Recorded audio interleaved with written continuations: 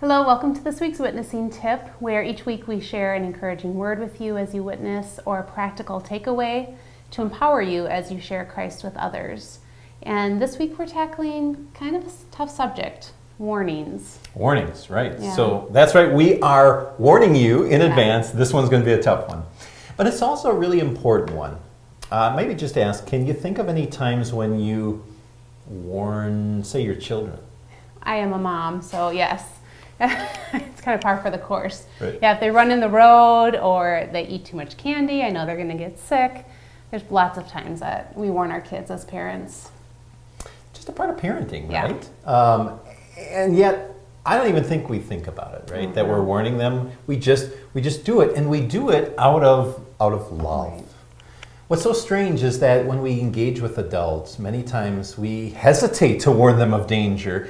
And I think that maybe is especially true of family members. You know, we don't want to rock the boat. We're more concerned with our relationship with them than their relationship with God.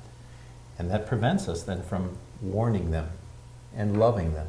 Yet deep down, I mean, our relationship with God, we'd have to say, is finally, in the end, the most important one, and their relationship with God is also the most important one, even more than their relationship with us. Yeah. So if we're willing to truly love them, to show love to them, how will we warn them? Yeah. First of all, anytime you warn somebody and you're reaching out in love, you want to convey that. Be humble and not claim to be better than them.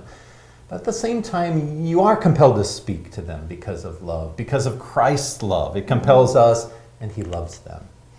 It reminds me of King David, right? He committed adultery, tried to cover it up with murder, and he tried for a whole year to conceal his sin, but deep down just ate away at him. In Psalm 32, he said, "When I kept silent, my bones wasted away. Your hand was heavy upon me. My strength was sapped as in the heat of summer." So I mean, it just ate away at him that he had this problem. But then Nathan cared enough to confront him. And David no longer had to hide. It was just this relief. He would confess his sin, and that put him right back on the path to the heart of God.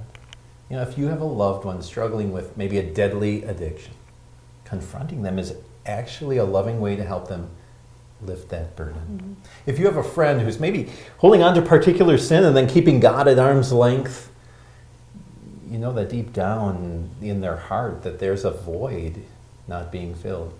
If you have a family member who's maybe Mormon and they think, yeah, they're doing pretty good in their relationship with God, with loving concern, you can kind of peel back, you know what, we all struggle.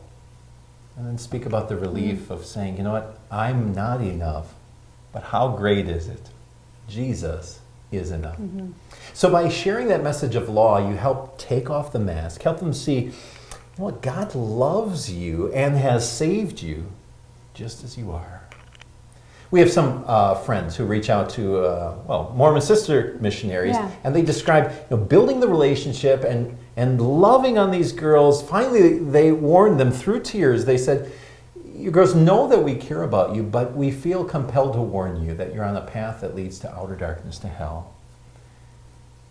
Both girls responded, "That was the most loving thing someone has ever said to us." So warning others can be one of the most loving things we do. Absolutely. Yeah. And maybe one last word. We live in a society, I think, where the devil really keeps people from warning because, well, I don't want to judge anyone, so people walk around eggshells. I just want you to think about what that does. It keeps people in isolation in their pain. I mean, if you would see someone just barreling down a road and the bridge is out up ahead, saying nothing, be selfish, right, not loving. Yeah, so warnings are actually a very important part of witnessing. And that's just a great reminder we want to share this week. Be sure to visit witnessinlove.org and enroll in our free video course, Build Bridges Not Barriers. And in Lesson 8, you'll see more tips on how to share loving warnings. That's all for this week. We'll see you next time. Go give them heaven. Bye.